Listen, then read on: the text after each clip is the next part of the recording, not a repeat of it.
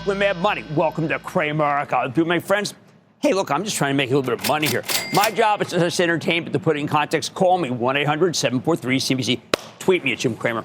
The greatest story ever told, lower inflation, high growth, got thrown for a loop today, and it crushed the averagers. Dow tumbling 785 points. S&P plunging 0.56%. The Nasdaq declining 0.26. It's easy to see how this happened, though. Earlier this week, Wall Street figured the war with Iran wouldn't do too much economic damage. But today, the price of West Texas crude shot up above $80 again, reaching the low 80s. Now, it did settle back in the high 70s. But this kind of action has been starting to get, it's just too hard for people. And they're selling, even though I'm telling you, you shouldn't. Stay in. Making things worse, a key leadership group, the semiconductors, got kneecapped today. See, with the exception of China, our government mostly has a no-borders policy for our best chips. They can be sold anywhere. But today we heard rumors that the government wants to interject itself into all the foreign semiconductor sales. They want to gate us. Before NVIDIA or AMD sell any AI accelerators overseas, they got to get permission from the White House. Now, I have no idea if this is true or not. We know the Biden administration restricted sales like this of the best semis to barely more than a dozen friendly nations. I always thought it was stupid. And it sure seemed like the Trump administration agreed with that position. They wanted American chips to dominate. But if the government starts blocking these companies from selling their best chips overseas, I think they're basically handing the whole market to China. That's why it's so out of character. The Trump White House typically doesn't like giving China a leg up, especially when it's something we're so good at, like semiconductors. Well, I love it if NVIDIA could sell its chips everywhere. I understand that the case against letting them sell in China. I get that. I don't agree with it, but I get it. But blocking them from selling other countries? That'd be a travesty. This rumor is why the market lost a key leadership midday. Nobody wants to touch the semis if their total addressable market is about to get clubbed by the government. My hope is that this one spiked, especially because Marvell Technology reported an amazing quarter this very night. It, along with Broadcom, NVIDIA, and AMD, would be ready to soar if the Trump administration says something like, oh, no, we're not going to do that. We're not going to let our companies be held back and let the Chinese have to jump on us. Now, the good news is that the price of oil can come down, that the semiconductor stock, maybe it gets spiked. Oh, that would be so good. And maybe they don't go through with it.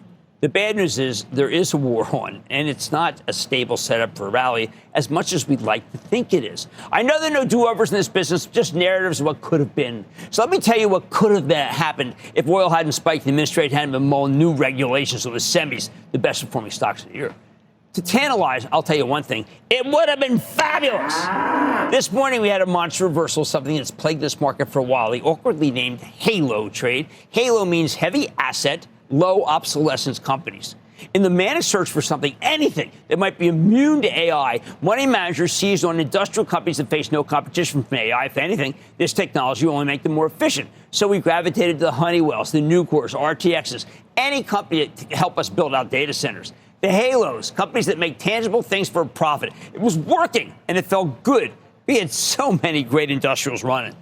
But today, perhaps because of the stellar earnings from Broadcom, a gigantic semiconductor company with a software division, a stock that had been hammered until today, maybe it's because of the bounce that we saw in ServiceNow, Workday, Adobe, Salesforce, and now Viva Systems. It looks like the Halo trade has lost its halo. The five stocks I just mentioned are all enterprise software plays. There's been a widespread belief that anything enterprise software can and will be hobbled by Anthropic or OpenAI, the two horsemen of the software apocalypse. I think the rebound in this group is long overdue. Sure, it's absolutely possible that these software companies will lose some business to the AI reapers. But coming into today, the enterprise software stocks have been trading like they were in danger of going out of business. That's absurd. These companies aren't run by a bunch of bozos. Their CEOs see what's happening. They're furiously pivoting to combat any newfound competition from code written by artificial intelligence. It might just be a temporary reprieve, but before the oil rally crushes us, these stocks seem like they're headed for a major retracement, and that could help everything from private equity to anybody who actually believes that AI is not going to destroy everything. In this scenario, you're supposed to sell the Halo names, dump the techs, buy the recession-proof healthcare stocks if oil keeps going up. But, you know, the healthcare stocks were slaughtered, too. So it's very difficult to see, without oil going down, how we can really make a big move. Look, I think the president's going to have to open the Strategic Petroleum Reserve to push down the price of gasoline, perhaps until the war is over. Those worried about inflation need to hope that the spike is temporary. And the new Fed chief needs to come to grips with the fact that some inflationary inputs simply can't be ignored. Most of all, we need clarity on what the president really wants, both with the semiconductor exports and with the war in Iran. Until then, the bottom line is we have to face the fact that the market's in limbo. I hate limbo, but I accept that there's always a lot of limbo in 2026 so far, and we need to learn to live with it if we're ever going to get to the promised land of higher prices. And you've got to stay in if you're going to get there, too. Let's go to John in New York. John. Hey, Jim, thanks for taking the call. A long-time listener, first-time caller. Excited to talk to you. 1 and 2, I just found out I'm having a baby. So, super exciting wow. day. But thank you. My question, I have a big position I bought into Uber. And I bought in at the high 80s, and it keeps dropping. It seems to be day by day. And so I'm just curious, my soon-to-be baby boy, should I... Look, first of all, congratulations. I want you to stay in Uber. You got to think really long-term about this, because I think this is a company that's taking over the world, and we're having some short-term volatility in it that I think is going to end. The stock is way too cheap. I want you to stay in the stock. Let's go to Cheryl in Iowa. Cheryl. Hey, Jim, this is Cheryl from Indianola, Iowa. I just wanted to get your information from you. So last November, I bought Robinhood stock for about $145 a share, and then it went down to $120, and I thought, wow, that's a good deal. So I bought more and added my position, and now it's down to $79, $80. So, but at that time back then, the price target was like $180. So my question to you is, do you feel Robinhood's going to go back to $145 or higher anytime soon? Okay, let's upend this one, Cheryl. Let's forget where we bought it and think where we think it could go to. If I could buy Robinhood at $80, I'd probably buy some here. And if it went to $70, I'd buy it very big. So the question isn't whether it'll get back to where it was. The question is, would you buy it now? And the answer is a resounding yes. Ralph in Pennsylvania. Ralph. Hi, Jim. Question is about Lam Research, which I heard of from your show at the end of month January. So I did some homework and found out that they sell their equipment to the likes of Taiwan Semi, Samsung, and Intel, and their technology stacks up pretty well against their competitors. Mm-hmm. Anyhow, their PE is kind of high at like 34. But I pulled the trigger anyway and got in at like 246. The price target at the time. I want you to buy more. I want you to buy more. Lam has got the best intellectual property of any technology company. I'm not kidding. That is in that industry. And I think that you should average down. I don't care where you paid. I think it's going higher. Let's go to Ray in California. Ray. Booyah, Jim. Thanks for taking my call. Of course. What's going on? Well, my question is about Service Titan. I purchased it in January. All the analysts. Can you believe how that stock's going down? I am surprised. I looked at that today. I think it's ridiculous. This is a very good company. You're getting this, like many companies, that's been brought down by oil, brought down by a General Melez. That is a good company, and I think that you should hold on to it. And if you have any more extra capital, I would put some more money to work in it. They are giving some stocks away right now, and we want to take advantage of the sale. All right, we have to face the fact that the market's in limbo. Someday it's going to go higher again, but you need to have oil stabilized, and we got to figure out what the heck is really going on with technology. On Mad Money tonight, the averages might be in the red so far this year, but Tapestry has been bucking that trend. So what's behind the comeback in the parent company of Coach and Kate Spade? I've got the CEO to find out. Then Lloyd Blankfein's new book, Streetwise, hit shelves this week. I'm going to sit down with the former CEO of Goldman Sachs to hear more about his memoir and get his take on the current state of this turbulent market. Plus, caught a gap down. Shares of Gap are sliding after earnings. I got the CEO fresh off the earnings board, so stay with Cramer.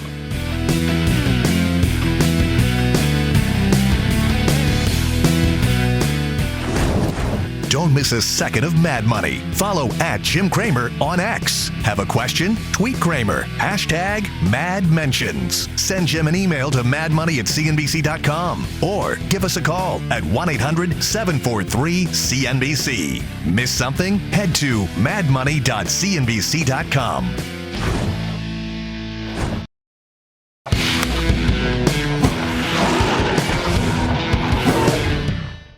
Even after this beatdown, there are some terrific winners in this market. Take Tapestry, the parent of Coach and Kate Spade, with a stock that's up more than 84% over the past 12 months, including some big gains after the company reported a blowout quarter about a month ago. Earlier today, we got a chance to check in with Joanne Crew Voiceride. She is the CEO of Tapestry at the Coach's flagship location on Fifth Avenue. Take a look. I'm so excited to be in this incredible store. Incredible. And what I see are two things. I see magic, but I also see logic. I am so glad you brought both of those words up right at the beginning, Jim, because that has been part. You knew Lou Frankfurt, who was a former CEO of Coach. Very well. It has been part of our DNA since the inception. Coach has always been a brand that has balanced magic and logic. It takes both to really bring a great business to life.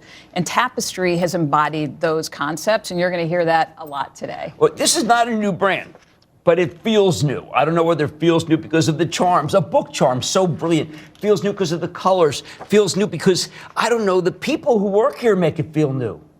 Well, it feels new because we have sharpened our focus and our execution over the last 6 years. And as we've done that, we've focused on becoming relevant to a younger consumer. And with that specific focus in mind, our whole organization is leveraging brand building capabilities that we've strategically invested in, those capabilities that help us be more relevant to a young consumer today. And the expression of the brand has never been more vibrant. Well, you've got a finance background, but you also know a look. And to me, I see here what we would call, if we were doing a tech story, the TAM is big, the total addressable market, and where it starts for you, and where you hook them, and where they stay. We've done a lot of disciplined work that has led to where we are today. And I do want to share that because this doesn't happen overnight, right? The disciplines to really understand where's our authentic place in the world. Our authentic place with Coach, it's such a great brand with so much history, 85 years of history with this brand, right? And that authenticity comes through as a timeless, classic, genuine, well-crafted product. It starts there. But we were asking ourselves, how do we become more relevant to a modern young consumer today, right? What makes the brand relevant? And the only way to do that is to really understand your target customer. So we have spent hours and hours talking to young consumers and understanding what's going on in their life. What are the tensions they're feeling? How are they thinking about brands? How are they thinking about just their lives and how they spend their time? And then connecting that with where we authentically live as a timeless brand. And so our target customer, the timeless Gen Z customer, tells us that they value self-expression and they're trying to gain confidence as they grow in the world. And so we've honed in on expressive luxury as a way to help our young consumer leverage their own self-expression as they build confidence with our brand. Okay, so the numbers for here are just nothing short of spectacular. How about Kate Spade? Can you do the same thing? I see when I go and look at TikTok and look at Insta, it's a little bit younger. Maybe that is the right way to go. What is your thinking? Well, Kate Spade is an iconic brand, and it has cultural relevance. If you go back to 1993 when Kate Spade started the brand, she started the brand because she didn't see anything in the market that appealed to her. Right? It was differentiated from the very beginning. So how is Kate Spade differentiated? Well, Kate Spade has always been feminine and had color and joy and optimism. And in the day when the brand was created, Kate said, and women were in the workforce in the 90s, right? Wearing shoulder pads and suits. And what she was looking for was a brand that spoke to her and her personality. She wanted something with a little more femininity to show her own personality and with a touch of cleverness and wit. And so from its very beginning, Kate has had that differentiated position. It has that differentiated position in the market today. And the work we're doing is building off the learnings and the brand building capabilities that we've built and that are evidence at Coach, and applying those, yes, to Kate Spade to be relevant to a young consumer today. All right, that'd be great. Now, accessible luxury, deemed a category by the federal government, of which if you had merged with Capri, you would have dominated and monopolist. What was that about? Well, the truth is, and as you and I know, Jim, consumers have lots of choice. And in fact, today they have more choice than ever. And we're building the capabilities to make sure that we cut through with consumers and build brands in a relevant way. We have incredible momentum at Coach. Yes. And we're just getting started. You mentioned the TAM opportunity. We see tremendous opportunity to grow with our Coach brand.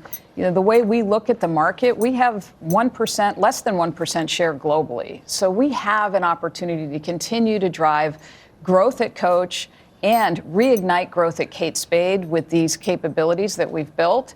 And as I said, the reality is the consumer has a lot of choice. So our job is to make sure we can cut through and build our brands and be relevant to that consumer in a sea of many choices. No, this is a stock show, and you made it accessible. You made it accessible luxury, and at the same time, you did an accelerated share repurchase that may have been one of the most timely things I've ever seen. How did you know? How did we know? We knew that there were many outcomes of that potential transaction. Right. And like any business, we're disciplined and looking at all of the possible and potential outcomes and making sure we're prepared to compete whatever those outcomes or whatever the macro environment presents. And at that moment, we had an opportunity to make a strategic pivot. I would say first, we never lost focus on our organic business. And so we continued to build that business. And at the moment that we were presented with a change in circumstances, we made a big bet on Tapestry because we see the opportunity to grow durable, long-term growth and value creation, even today into the future. So we just had an investor day in September. Our model is tremendously efficient. We throw off a lot of cash, and we're returning a lot of that cash to our investors. We have a very compelling value creation story, including our capital allocation story of $4 billion of cash returned to investors fantastic. Over the next 3 years. Now, talk to me about Iconic. I mentioned Tabby. What does it mean? Tabby is a great story and a tremendous icon that is a Gen Z recruiter. Gen Z loves this bag. Recruiter. It is. And our business and our growth engine is driven by new customer acquisition. So our focus is on, as it always has been, bringing more people into the market. Right. Young consumers today think differently about luxury, and we're making sure that we meet them where they are with great product and great innovation. And Tabby represents that great innovation. In fact, at one time, Tabby almost went away. Tabby was, we introduced the bag. It had great reception, but after a while, it started to fade. And this is a perfect example of bringing magic and logic together in our business. It was right at the beginning of our transformation when we were talking about the need to attract young consumers to our brands. And it's really making sure that all of our people throughout our organization have the tools and the data to make different decisions. So when you bring magic and logic together, a merchant or a designer in our business had the data that said, you know what, Tabby is resonating with a Gen Z consumer. Why not, rather than mark it down, why don't we amplify it? Why don't we animate it? And from there, an icon was born with tremendous innovation, animation, and this is what our consumers responding to. All right, now I want to tell you that everything resonates when you go to your wife and she says, oh my God, okay, my first bag when she gets out of college, and then my bag, which of course she has in this, because it's never changed, it was her first evening wear, because she could afford them as a salesperson, okay? Raising money for college and then selling pharmaceuticals. And this is it. And she says, I still wear them. That's you. That's exactly who we are. And that is what drives the passion behind our business from all of our associates, our team members, and our customers. One of our team members, we were talking to Christiana, said one of the reasons that she stays with this brand for 20 years is that she knows that we're selling a customer a product they're going to treasure for a lifetime. Oh, yeah. And in fact, many lifetimes. We have products in our assortment that we give second lives to, that we remake and refurbish. We've kept over almost 14,000 handbags out of landfills because we keep them in circulation. Well, there's 100,000 on eBay right now, and I urged her never to do that. She said, "Don't worry, these are going to be my children." Her daughter, after you do this, Joanne Kripos-Surratt. Thank you so much. You're welcome. CEO of Tapestry. Coming up, when the market is as turbulent as it is now, few guides are better than the experience of those who've been there before. Don't miss Cramer's Sit Down with Lloyd Blankfein. Next.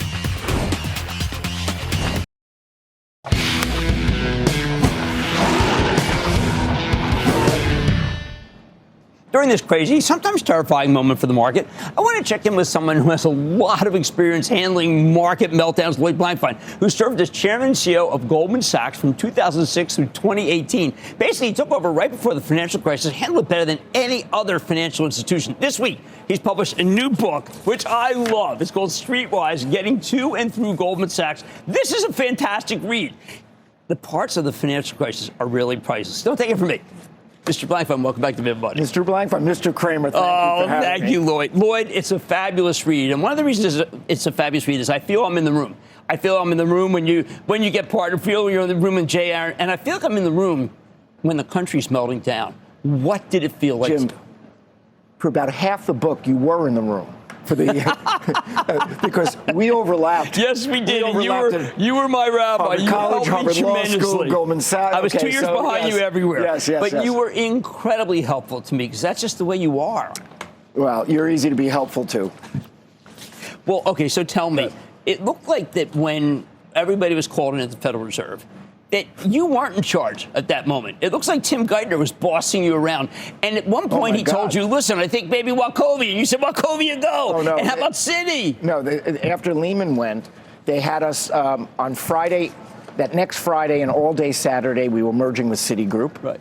Told us to merge with Citigroup. That got canceled. Funny stories. Yes, not a lot of time it turns out that Vikram Panda was very flattered by your call. Oh, no, Vikram Panda said, hey, I'm very flattered that you're calling to merge with Citigroup. And I said, well, I'm not calling to flatter you. I'm calling because Tim Geithner told me to. By the way, the regulators, you know those Star Trek episodes when Kirk is on the bridge and somebody else is threatening to turn off all the life support systems so they have to do whatever they want? Well, the regulators controlled all the oxygen. We had to do whatever. And by the way, they did a pretty good job under difficult circumstances, so I'm not taking shots at them. It was a very tense time and nobody knew. But I would say if Friday and Saturday we were merging with Citigroup and that didn't work out, by Saturday night and Sunday they had us merging with Wachovia. And so this kept on going. With our friend Bob Steele. You get the idea. It was crazyville, right. But people under very difficult circumstances made quick decisions. Normally, they would have spent a year analyzing something. Right. They had no chance to do it. I think people perform very well. They'll never get credit for it because it's like in a James Bond movie. When the bomb is ticking down 007. And goes down 009, 08, 007, when it finally gets there and he defuses the bomb, nobody ever appreciates that he saved the world because it never blew up. Right. And it never blew up. Well, the reason I bring it up is because every time we have market turmoil, people say it could be worse than 2008, as if because oil's going up and there's a war in Iran and we have some problems with some private credit. Sure. Are these things even remotely like that moment? No, but everybody always thinks whatever you're living through is worse. And yes. There's good reason for it. Anything that's already happened is resolved, on the shelf, can't hurt you anymore. Anything that's still pending could get worse. And so everybody's kind of extrapolating. So it's just human nature to think, well, we got through that. How bad could it have been in hindsight? Right. Well, human nature, you talk about something that I think is really missing in this market, particularly in the private equity. You say so much of resilience comes from having a better understanding of risk. When I look at some of the portfolios of the companies that we're worried about, they don't seem like they were built for a risky moment. Well, I think everybody who's running a big organization or an institution has to spend 95% of the time in the 5% worst possibilities, right. Because guess what? The good times take care of themselves. Right. What you have to do, if you're in my old job, in the best of times, I'd have a line outside my door. Everyone had a number to tell me what their biggest problem was, because otherwise, why would they be coming to see me? And so I always lived in a problem world, even when things were otherwise going well. But you always kept perspective. What did you say when everyone was so scared when you're about to go in the Federal Reserve? I said, Guys, you're getting out of a Mercedes in the basement of the New York Fed. You're not getting out of a Higgins boat on Omaha Beach. Get a grip. My favorite line in the book. My absolute favorite line. Okay, get a grip. Okay, so you and I have kind of similar backgrounds, and I'm trying to figure out why, on the fact that, short ball, you always made that joke with me. Why? I know I felt very kindred. One of the reasons I felt kindred was I always felt people were looking down on me. And I felt people were looking down on you, even though you were the best at the damn company. Jim, the best thing in the world is to be a confident person to whom other people underestimate and might look at. The fact of the matter, I was telling you, I was in a big crowd yesterday. I was at a party. I did a book event, and it was very high and mighty people. And your name came up. I brought it up because a couple of those guys had gone to Harvard Law School and blah, blah, blah. And I mentioned, I'm going to see Cramer tomorrow. And why did I bring it up? Because I would tell you, that elite crowd, your elite resume is better. But hey, you're Jim Everyman Cramer. Yeah, it's not what you lead with. It's not about me, man. I know, but that's not what you lead with. But that's, You live on both sides of the line. Yes, you do. I do. And you always did. Thank you. But what Actually, you really can't. But really, it's brain and heart. You have a big brain, but you have a big heart. Not everybody has both. Thank you. Now, I do need. That's very kind of you. I need to get a sense on a day like today, where you have oil up, you've got private equity worries, whatever. What you would be doing on your desk? What'd you be saying? Would you be saying, listen, I want risk removed. I want to be sure all the marks are right. By the way, I would say it's mostly tailwind. I mean, almost everything in the macro market that we're looking at is kind of positive. Inflation is not where we want it to be, but it's tamed, kind of, and it's growthy out there. Unemployment is pretty good. In any other moment, it would be terrific, except we wanted to be a little bit better. Well, then why can't the private equity firms come public with all their stuff? They have all these different portfolio companies. It should be a halcyon moment for them. Well, you asked me what I do. I'm a big believer in marking to market rigorously. Right. Because not just because of the accuracy of reflecting your P&L, it's a very, very good risk management tool. Because think of the financial crisis. People were marking, they didn't know that their assets were weak. Right. We mark to market, and in order to really ascertain, we made people sell stuff or try to sell stuff. That was the early warning system that they were troubled in the assets. I would say that there's a lot of inventory building up, and there's a lot of commentary on illiquid, and by the way, I don't understand the concept of semi-liquid. Semi-liquid means it's liquid when you don't need to sell it, and it's totally illiquid when you do need to sell. That's what semi-liquid means, I think. But we've just gone through a period, and kind of in a period where the equity market is near the highs. I know we had a couple of bad days, but we've lived near the highs of the equity market, and in a terrific financing market. Right. That is a good combination for being able to sell inventory, companies and divisions that you'd want to sell. It should be a good market to sell into. It's not going to be better if the equity markets fail and financing gets more difficult. So that's something that what would I be doing now? I'd be going around and pushing people harder to sell, even if I didn't like the price. That's what they need to do. Pushing, even if I didn't, what difference does it make whether I like the price or not? The price is the price. Right. Well, I'm going to leave it there. Next time you come back, we got to talk about your call to Laura when you were sick, which was like you put her on hold. And you called her back. And we got to talk about the guys who had red suspenders, but the investment bankers that they looked down on me. They didn't even notice us. All true. Where are they now? Great question. That's Lloyd Blankfein, former chairman and CEO of Goldman Sachs. Guys, just get it. I mean, by the way, Lloyd is hilarious, and he remembers that the punchline's at the end of the joke. Man, money's back after the break. Coming up, you've got questions, Cramer's got the answers. Get charged up for a fast-fire lightning round. Next.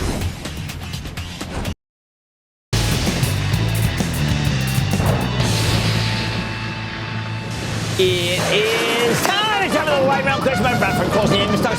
Bye. So just clear. No, go sweat on my step. Where to play the sound. And then the lightning round is over. Are you ready, Ski Dad? Time for the lightning round question. Let's go to Sam in Pennsylvania. Sam. Jim, how are you? I am doing well, Sam. How about you? I'm good. Jim, I've had my eye on AEIS for a while now. The stock seems to be trading at a premium. I'm wondering if you think the good news is priced in with their... That's really is the question, because it's another one like we did Forget the other night. It's a Vertiv. These are really unbelievable stocks, but they can come in, and when you buy them the first price, you tend to be saying, oh, my God, did I catch the top? Let's do this. The stock is off 40 points from its high. I want you to wait till it's in the 280s, 290s, and then pull the trigger. And if you miss it, you miss it. Let's go to Jason in New York. Jason. Hey, booyah, Jim. Long time listener. Jason. Appreciate the show. Fantastic. What's going on? Thank you. Interested in GPC. That last quarter was awful. I mean, I was actually surprised how bad it was. I don't want to. I mean, it's still not protected by the yield at 3.6. I think you have to wait on that one. Let's go to Gerson in New Jersey. Gerson. Hey, this is Gerson from New Jersey. Yes. And I'm What's up? calling about Hercules Capitals. No, this is a business development company. We've disliked these for 21 years now. A lot of people have been, a lot of private equity companies got in. There was one today that we talked about with that BlackRock did. I want you to stay away from these. You don't know what's in them, and it tends to be stuff that you would never buy. Let's go to Bob in Nevada. Bob. Hi, Jim. I'm a first-time caller and long-time follower. Thanks for all you do. Fantastic. Oh, great that you called. How can I help you? I appreciate you taking my call, sir. Sure. My question is, in light of the pending merger between Paramount and Warner Brothers, what are your thoughts on IMAX Corporation's stuff? IMAX, I've got to tell you, I go to IMAXs now, and they're always packed. And one of the reasons we do is because otherwise we'd stay home. The only reason you go to the movies is because there is an IMAX. And I think it's a terrific situation. I got to hand it to Gelfand. We used to make fun he comes on TV a lot, but boy, he stuck with it, and he did a good job. IMAX is real. Let's go to Ed in New York. Ed. Jim Cramer, my man. Yo, Chief, what's happening? Booyah to you, Jimbo. Done your way. How can I help? My question is this for you. What do you think of a quick in and out on ENVX? Lithium battery, no. I can see you in, but you never get out. I don't want you near that one. Please stay away from it. And that, ladies and gentlemen, is the conclusion of the Lightning Round. Coming up, Gap shares are on the move after the company reported earnings today. Cramer's getting a read on where things are headed with the CEO. Next.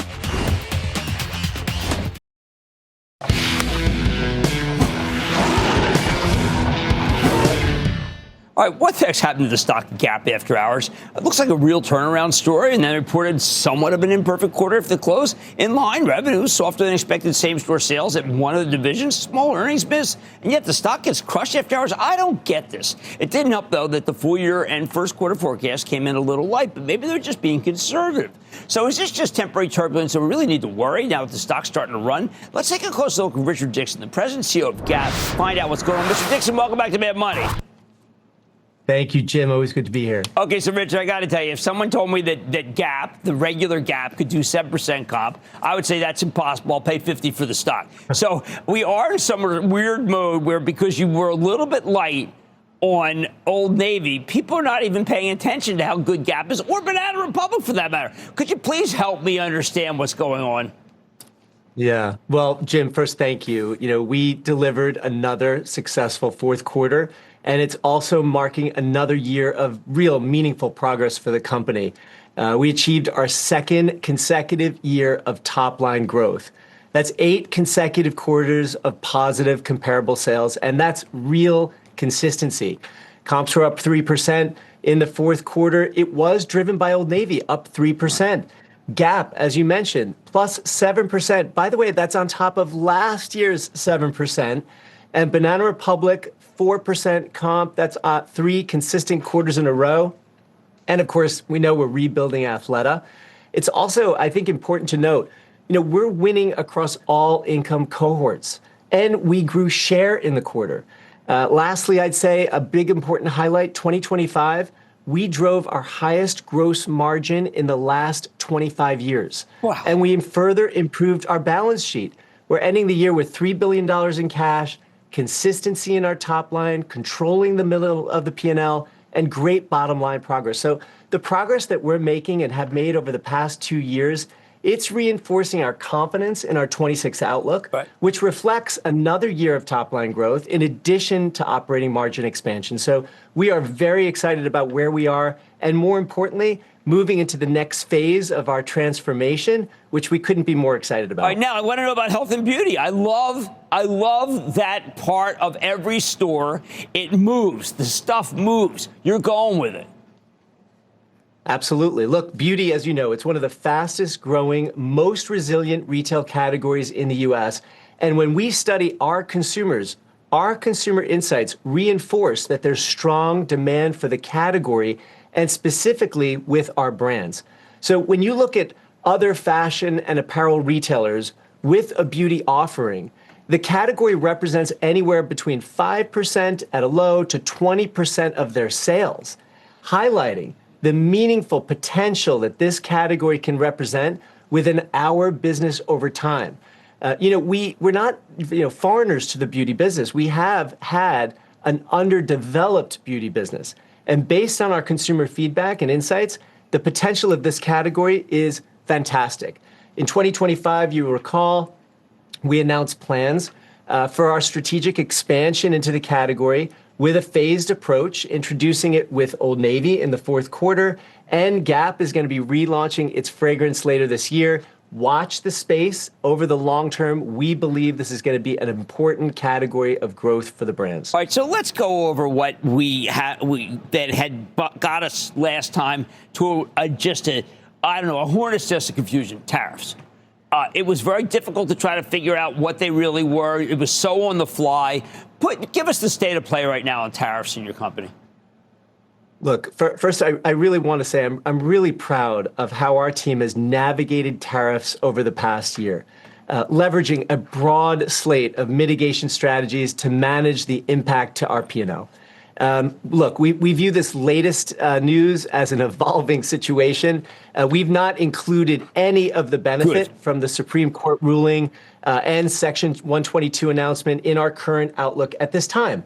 As our mitigation strategies build through the year, the annualization of these tariffs is expected to be net neutral to our gross margin and our gross operating margin for the full year. It's a fluid situation, and we'll see. We'll see how things roll, but we're not getting distracted. We need to concentrate on building great product, great storytelling, great execution, and consumers will find us as they have been, breaking through the clutter and gaining market share. So tariffs are a daily discussion, but ultimately not letting us get distracted from exactly what we're trying to do every day, and that's excite and delight our customers. Let's go full circle to Old Navy. What people are going to say, well, listen, the inconsistency here is maddening. And I would come back and say, you miss 1%. That's not maddening. I mean, everything's going in the right direction. What do you say to someone who says, no, they're too episodic? I got to go with someone who's just straight up. Well, first of all, look, I'd remind them, this is our 5th consecutive quarter of positive comps. We just delivered another strong quarter, posting a 3% comp. We made our expectations. This is a large base business delivering quarter after quarter. And the quarterly comp was trending higher, in fact, prior to the winter storms, if you recall, at the end of the quarter. Yes. So importantly, we saw sales pick up again right after the storms passed. Now, those last few days of the quarter, they were painful to watch, and obviously we sort of got through it, and then business picked up right after the quarter ended. This performance, in addition to the brand's consistent share gains over the last 2 years, reflects the brand's strength, consistency, and reliability. It's a brand that wins around great product, great quality, great price. Again, all income cohorts responding to our offerings. We're leading in denim, active, kids and baby. All those categories have grown, particularly denim and active. You're going to see a lot more innovation and price value in the active space. I promise you, it's going to be an exciting year ahead for that category. And also in kids and baby, one of the stats that we like to share, we're the #2 brand in the country for kids and baby, and we've become Disney's #1 apparel direct-to-consumer partner in the U.S. So it just goes to show you, through partnerships, leveraging entertainment licenses, we've got a lot of opportunity to grow. We're well-positioned, we're delivering consistently, and we're going to build upon that strength. Look, I'm with you. I've been forward. with you the whole way. You know that. I'm with you. I think you got to buy the stock. Gets down like this, a 10% decline. That seems wrong to me. That's Richard Dixon, President and CEO of Gap Inc. Read the conference call before you make a judgment. Thank you, Richard. Thanks, Jim. I appreciate that. Mad Money's back after the break. Coming up, could retail be the sector to get into with the market in motion? Cramer's returning to his old friend. Next.